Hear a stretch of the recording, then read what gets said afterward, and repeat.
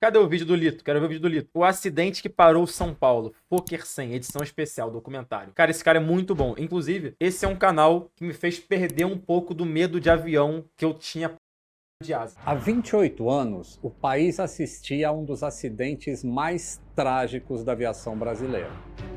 Quem lembra isso aqui?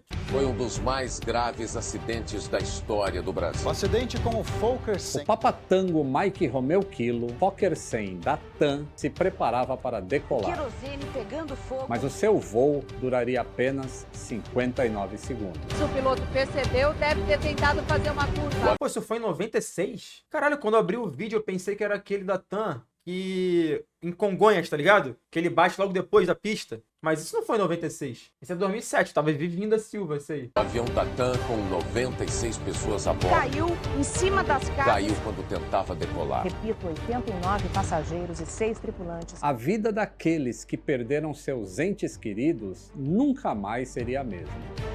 Senta que lá vem história. Pô, o maluco é bom, Lito.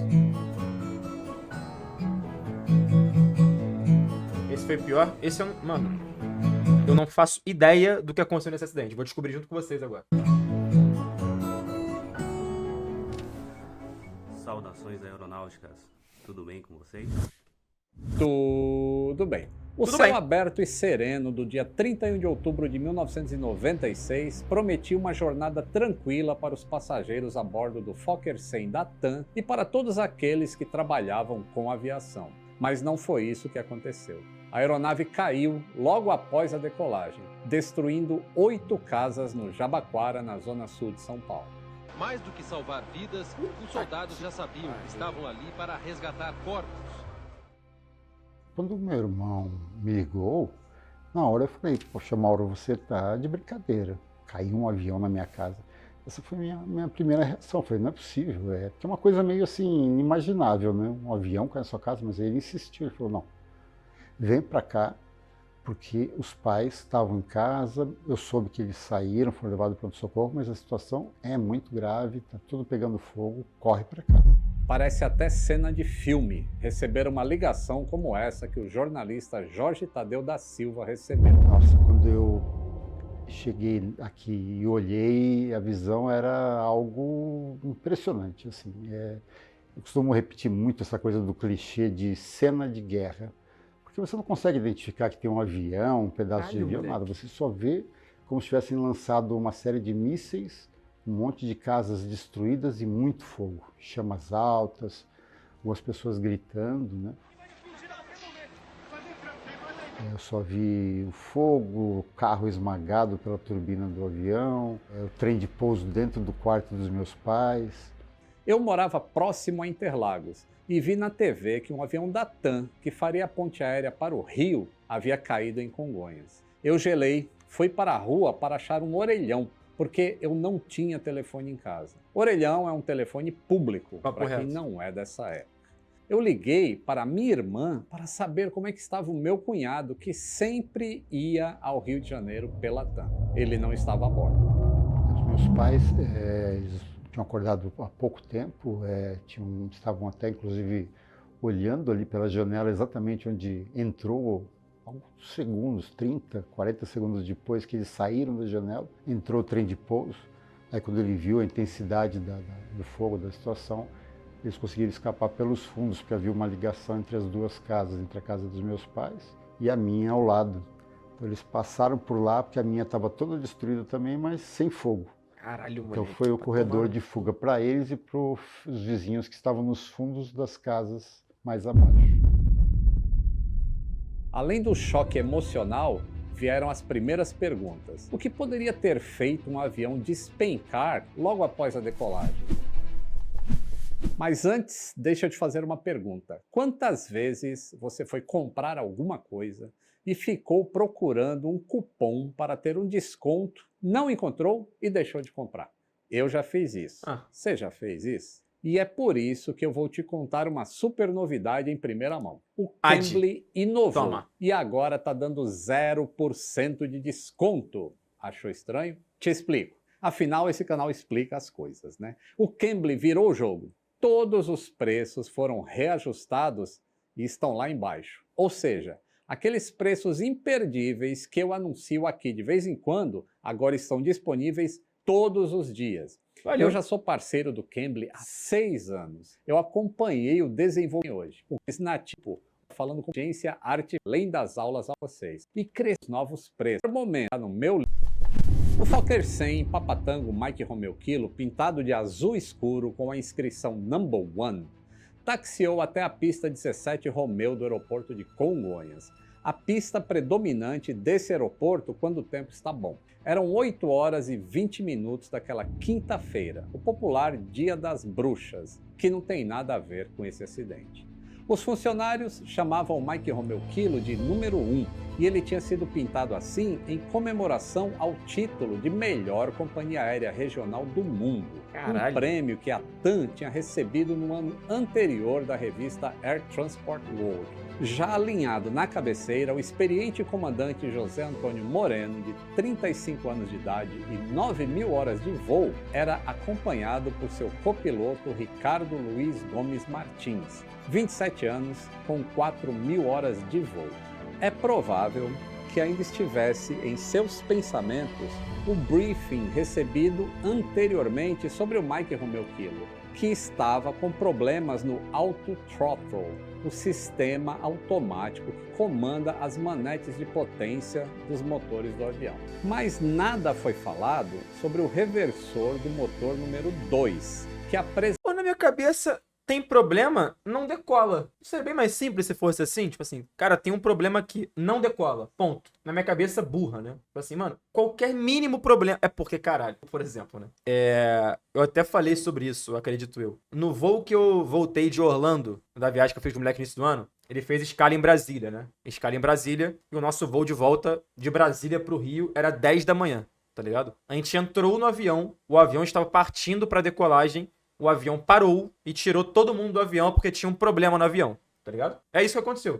Então a gente saiu do avião, teve que pegar as malas de novo, esperar, remarcar o nosso voo, que saiu de 10 da manhã para as 4 da tarde. Eu puto pra caralho, puto pra cacete. Mas no fim das contas, mano, tinha um problema no avião. Então, que bom que não decolou, tá ligado? É isso. Tipo assim, óbvio que no mau humor fudido, meio de Elaine, falei, porra, Elaine, decola assim mesmo, né? Puto pra cacete. Mas, evidentemente, que é melhor ele não decolar. E que eu perca 6 horas no aeroporto e depois volte em segurança pra casa, tá ligado? É porque eu não sei se é assim ou se eles têm N outras formas de conter um problema, tá ligado? N outras soluções no avião. Mas, um problema pra mim tem que ser passivo de não decolar, tá ligado? Não tem como. Apresentava a indicação em trânsito desde o pouso anterior.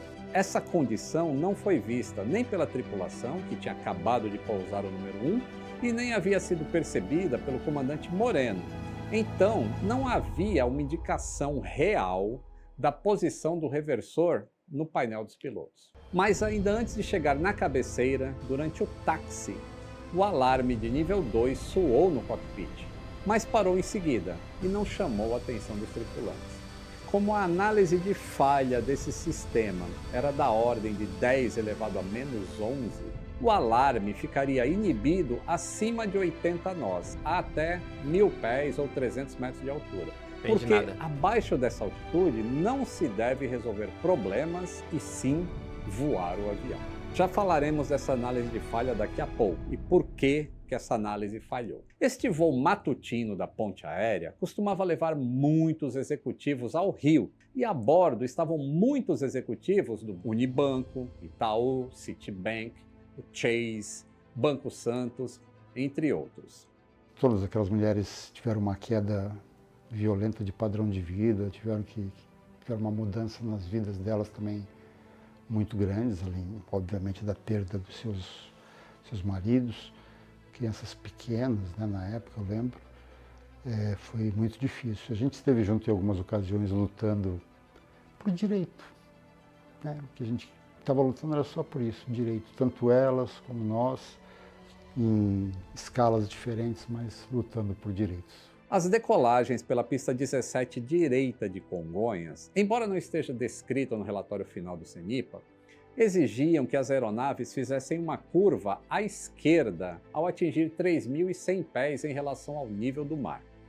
Como a pista de Congonhas está a 2.588 pés de altitude, Isso seria o equivalente a apenas 156 metros de altura, ou seja, o avião decolava e a 156 metros ele virava à esquerda. Cheguei agora, explica. Irmão, a gente tá tentando entender aqui o que aconteceu no acidente, no documentário do acidente. E as explicações técnicas só o Lito pode dar pra vocês. Eu tô só fingindo que tô entendendo, mas eu quero entender, o mínimo.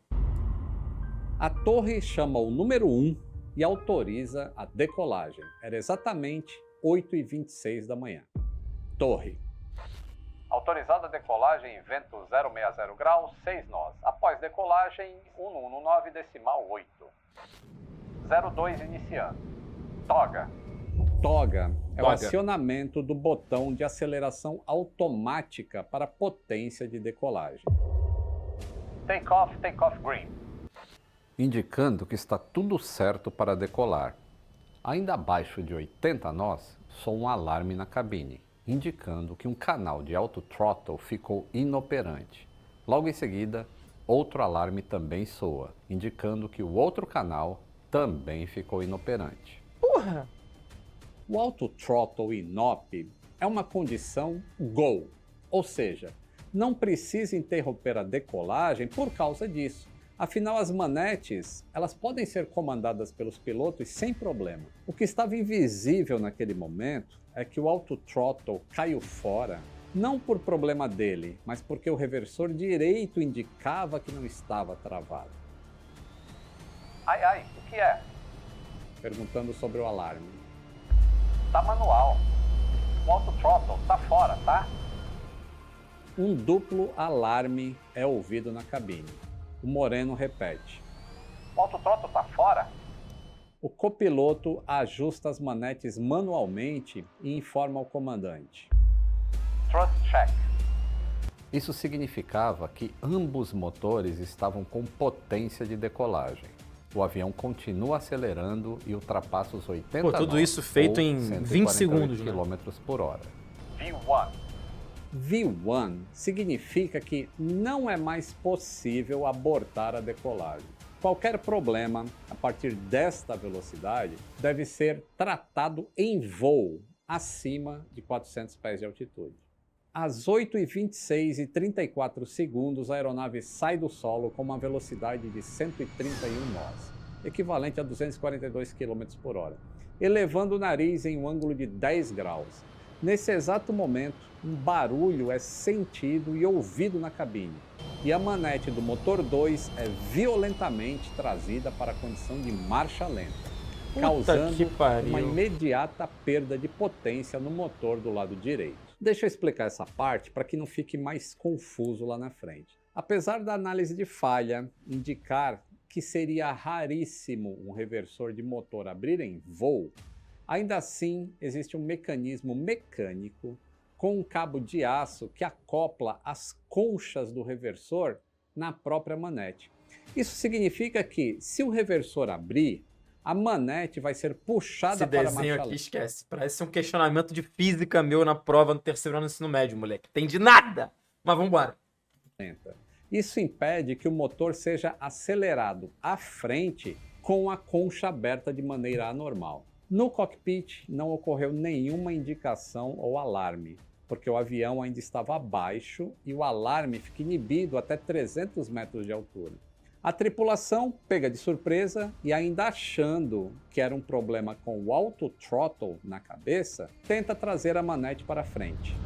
Rotate, travou! Ou seja, foi praticamente imediato. O nariz levantando e a manete reduzindo. E como ele tinha as mãos sobre a manete, ele fala, travou. O Martins consegue levar a manete para a posição de aceleração de novo, mas só porque as conchas se fecharam momentaneamente. O problema é intermitente e eles não sabem o que está acontecendo. E quando ele levou a manete do motor direito para a posição de decolagem, o Martins acelerou mais ainda o motor esquerdo, sem perceber. Isso causou mais um acréscimo de potência no motor esquerdo, indo de 1,8 para 1,71 de EPR. EPR é Engine Pressure Ratio, Moleque, que é uma medida de quanto o motor está gerando de potência através de uma medida de pressão na entrada e na saída do compressor. Nos próximos 10 segundos, o reversor abre. O freio do motor estava acionando sozinho, é isso? Talvez uma explicação mais básica e direcionada a um público mais imbecil feito eu, possa surtir esse efeito. Basicamente não tá conseguindo ter potência o avião, né? Sempre alguma coisa trava e ele não consegue subir. É isso? Ou eu tô errado? É isso? Abre mais 2 vezes. E em cada uma delas, a manete do motor direito é trazida bruscamente para trás e fica lá mecanicamente por causa daquele cabo. A altitude do avião é de apenas 39 metros. Com a perda de potência no motor direito e as conchas do reverso abertas, olha isso, moleque, como baixinho. se estivessem freando o avião só do lado direito, o avião começa a desviar para a direita ao invés da curva que deveria fazer para a esquerda. O Moreno aplicou o comando de leme e aileron para tentar neutralizar esse movimento do avião, o que acrescentou arrasto aerodinâmico. E apesar de terem saído do chão, o acontecimento foi tão rápido que eles nem recolheram o trem de pouso, acrescentando ainda mais arrasto a uma aeronave que mal tinha saído do chão. O Martins avança novamente a manete direita e provavelmente tenta segurar junto com a manete do motor esquerdo, mas o cabo de aço traz a manete de volta para a marcha lenta. E o pior, dessa vez traz também a do motor esquerdo, que ficou sem potência por 4 segundos, no momento mais importante, a decolagem. Aos 44 segundos depois de iniciar a decolagem, Moreno fala: desliga lá em cima, o auto-throttle, puxa aqui, tá off. Aos 51 segundos, o Moreno fala: lá em cima, aqui também, tá off, tá off. O Martins empurra mais uma vez a manete do motor direito para frente, com uma força acima de 50 kg. E o cabo de segurança, que impede que o motor seja acelerado, se rompe. O último elo que a engenharia havia colocado de segurança para evitar que o motor com o reversor aberto pudesse ser acelerado, vai embora. Ao acelerar, o lado direito do Fokker é arrastado mais ainda para trás e a velocidade do avião começa a se reduzir a uma razão de 4 km por hora a cada segundo. Às 8h26h55, os manches começam a vibrar.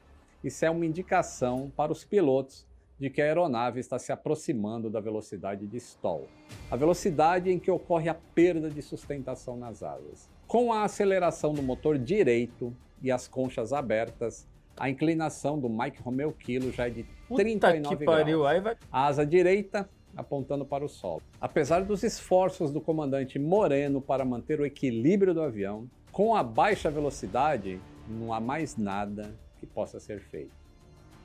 Aos 8h26h56 soa o alarme de GPWS com a informação Don't sink. Ou seja, não afunde o nariz. 5 segundos depois, ocorre o impacto com o solo. Nesse aí morreu todo mundo? Horrível, o barulho horrível.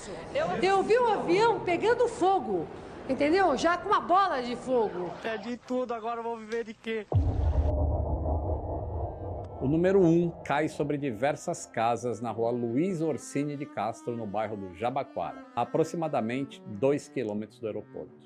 Para explicar um pouco a dinâmica desse acidente, o avião bate naquele prédio, ali na frente é o primeiro ponto de impacto e é onde a primeira vítima acontece.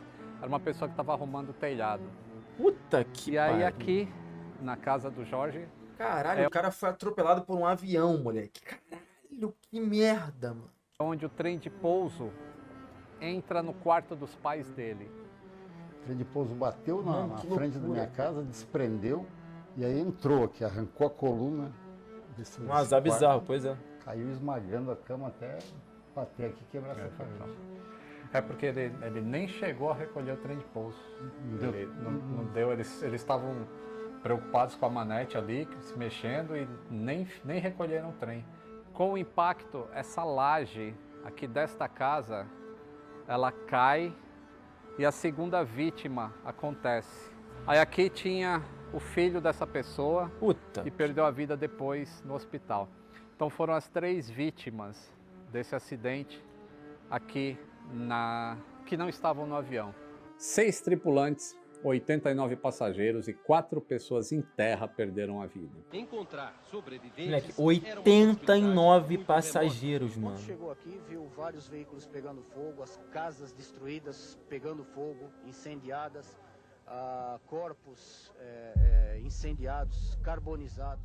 Como uma falha tão impossível de acontecer, aconteceu. Para entender, é preciso voltar 6 anos antes desse acidente, quando a Fokker resolveu fazer uma alteração no sistema para poder economizar o tempo de uso da bateria de bordo. Em 1990... Só pra falar pra vocês, eu não sei se vocês viram o vídeo desse cara, rapidinho, o vídeo desse cara sobre o acidente chapecoense, mas, mano, de verdade, é o troço mais revoltante do mundo. Mais revoltante do mundo, oficial, assim. Do acidente chapecoense, mano, tipo assim, cara, as coisas que aconteceram no processo pro avião cair são absolutamente revoltantes, mano. É um troço que deixa indignado, tá ligado? A nave havia sido certificada no Brasil, a configuração elétrica do sistema mantinha o atuador dessas conchas constantemente alimentado no sentido de manter as conchas fechadas com o avião em voo. Essa configuração mantinha a análise de falha do sistema em 10 elevado a menos 11, ou 0, esse monte de 0 e 1 que você está vendo aí na tela. Ou uma chance em 100 bilhões de ocorrer. A chance de você ganhar na Mega Sena é bem maior. É da ordem de 10 elevado a menos 6, ou seja, 1 em 50 milhões. A alimentação para esses atuadores vinha da barra essencial DC do avião. Portanto, se a barra DC falhasse em voo, os reversores não funcionariam depois do pouso. Então a Fokker decidiu corrigir esse problema através de um boletim de serviço que mudou a alimentação para os atuadores, para a barra da bateria. Só que isso causou um efeito colateral. A bateria passou a não atingir o tempo de uso necessário em caso de emergência. E esse é um tempo estritamente definido pelo órgão certificador.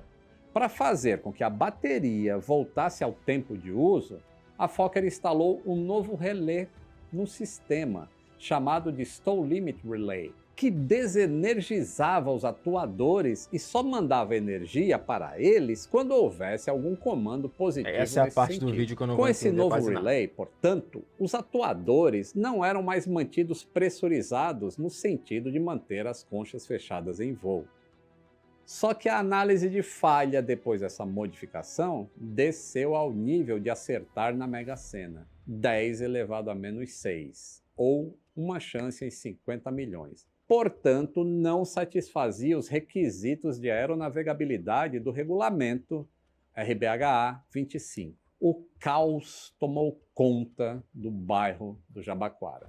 O cheiro envolvido numa situação... Pô, velho, deve ser um troço meio desesperador, não? Se eu pudesse optar por não escutar, eu não escutaria. Porque aí é escutar os caras antes de morrer, pô. Até bater o avião, aí não dá. Onde há fogo, vidas humanas, ele é um cheiro bem característico e isso meio que cria uma memória, não é uma boa memória, sabe? Então eu vi a retirada dos corpos, né? Acabei acompanhando tudo isso e essa questão do olfativa marcou tristemente assim muito. A explosão do avião e o combustível escorrendo fez com que a rua ficasse em chamas por mais de 200 muito, metros. Né?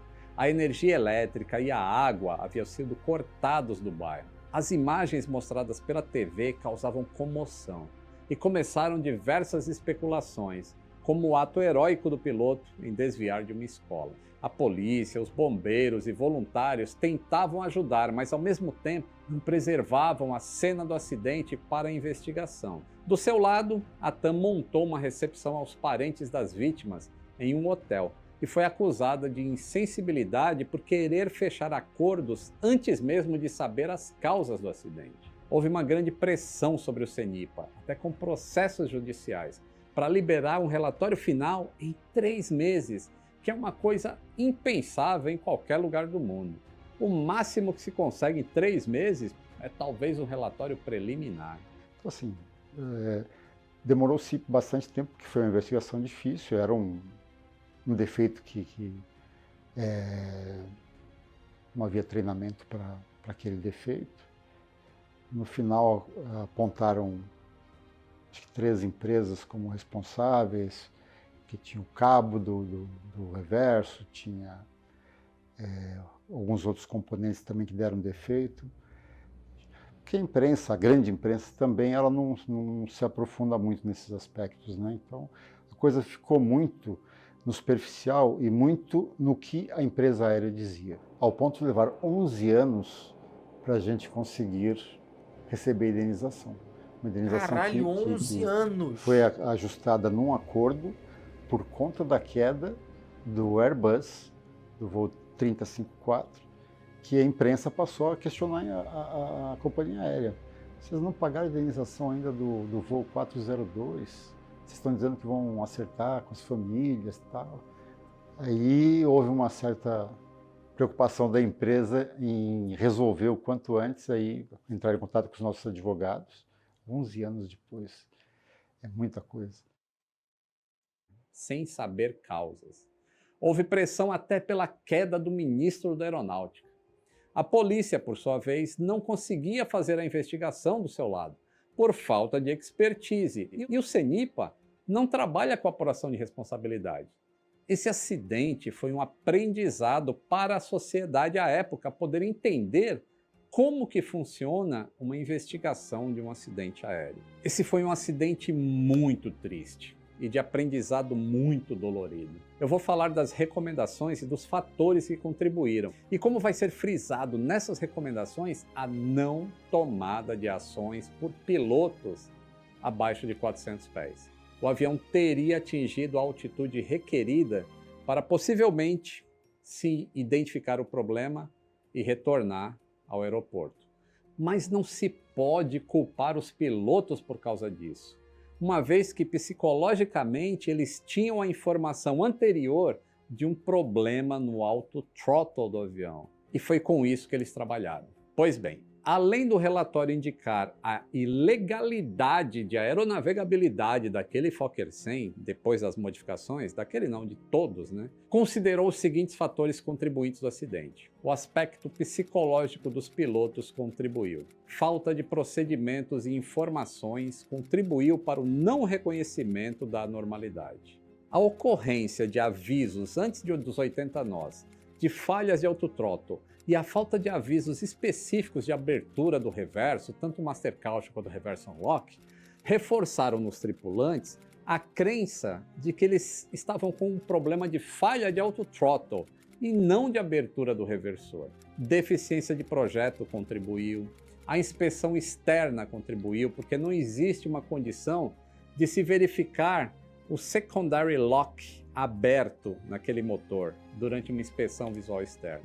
A tomada de ação abaixo de 400 pés foi um fator contribuinte. Doutrinariamente, qualquer ação de uma tripulação frente a qualquer anormalidade, no ambiente da cabine de comando de voo, abaixo de 400 pés é não recomendável. E a tripulação tentou então, tipo assim, gerenciar você o controle tem que, da aeronave. quando o avião vai decolar, se ele não atingir a altura limite, tu não tem que fazer nada, é isso? Deixa rolar? Qual o esquema? Eu não sei se eu entendi 100%. Tipo assim, pô, tu veio pra decolagem, subiu, decolou, e aí? Tem que esperar chegar a 400 pés? Se não tá caindo sim? Caralho. Pô, então, é o que falaram no chat aí de procedimentos, né? Tem uma coisa que eu aprendi vendo uns videozinhos do canal aqui do Lito, é que, mano, todo e qualquer problema ou acidente aéreo desencadeia, mano, uma caralhada de procedimentos e novos procedimentos técnicos pra impedir que isso aconteça novamente. Tipo assim, mano, se cair um avião por X, vão criar 150 procedimentos pra que nunca mais aconteça o X, tá ligado? Pelo menos isso rola. Abaixo dos 400 pés, em virtude da grande perda de energia, baixa velocidade e baixa razão de subida, para eles continuarem no prosseguimento da decolagem. E isso acentuou o ângulo de ataque, piorando as coisas. Foram feitas diversas recomendações de melhorias, tanto para o órgão regulador da Holanda, quanto à Fokker, ao CTA, à TAM, ao próprio CENIPA, a Grumman, que era fabricante deste relé que falhou, e até ao DAC. Como as mudanças solicitadas são muito extensas, eu vou deixar o link aí na descrição para quem quiser ler o relatório final. Eu vou apenas mencionar em relação à TAM o que foi solicitado. Que eles alterassem o livro de bordo das aeronaves, objetivando melhorar os registros das panes, de modo que cada folha fosse destacada para cada trânsito, onde o avião parasse, ficando uma cópia na base que executou o retorno da aeronave ao voo.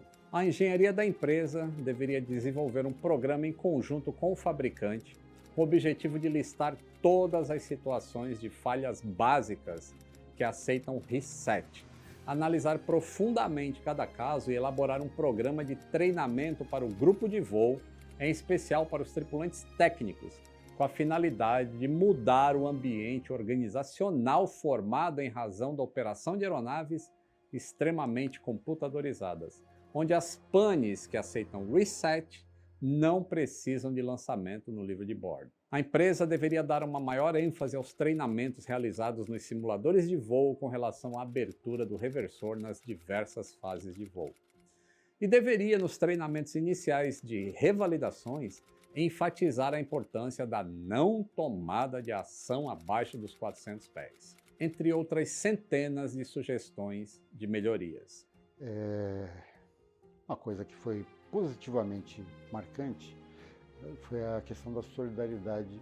A gente uniu esforços aos bombeiros, eram cadetes da aeronáutica, que era uma garotada mesmo, que estava aqui naquele esforço de tentar ajudar alguma pessoa que eventualmente estivesse dentro de alguma casa. Eram pessoas trazendo leite para os bombeiros, água para os bombeiros, e a gente via toda aquela corrente de solidariedade, pessoas que vieram para cá para ajudar.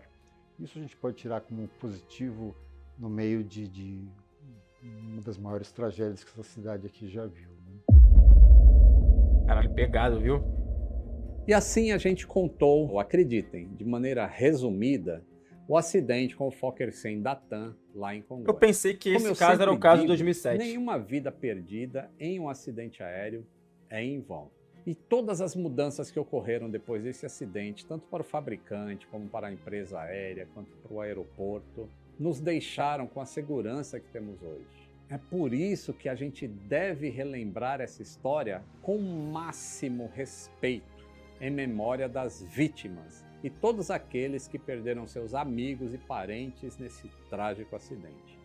Considere se tornar um apoiador do canal. Basta clicar no botão Seja Membro. Pô, esse canal é muito bom, mano. É porque alguns termos a gente não vai entender nunca, né? Porque a gente não é da linguagem da aviação, né? Mas caralho, mano, eu lembro até hoje do vídeo da Chapecoense que eu fiquei indignado quando eu assisti, mano. Tipo assim, eu vi por curiosidade e percebi que vidas foram perdidas ali. Desleixo, tá ligado? Por ganância. Pô, vai tomar no... Fiquei revoltado pra caralho. Se fosse em Floripa nunca? Cara, tem que marcar pro fim de semana, cara. Geralmente a gente vê esses conteúdos no sabadão, né? Tem que marcar com a Aline Flá pra gente marcar... Tem que marcar com a Aline Flá pra gente marcar, é foda, né? É isso. Pra ver certinho. Até pro Faria editar também. Que é uma pegação franca sobre Floripa, tá? Bagulho é de verdade. Ai, ai. Por exemplo, tem um filme que até com o Denzel Washington, não sei se vocês viram, que é sobre uma queda de avião também, né? Que ele é piloto e ele é preso porque ele fez o possível e impossível pra... É o Voo, acho que é o filme. Bom filme, inclusive. Ele fez o possível e o impossível pra conseguir salvar, né? Como é que eu falo? A tripulação, né? Os passageiros também. Só que ele tinha bebido antes de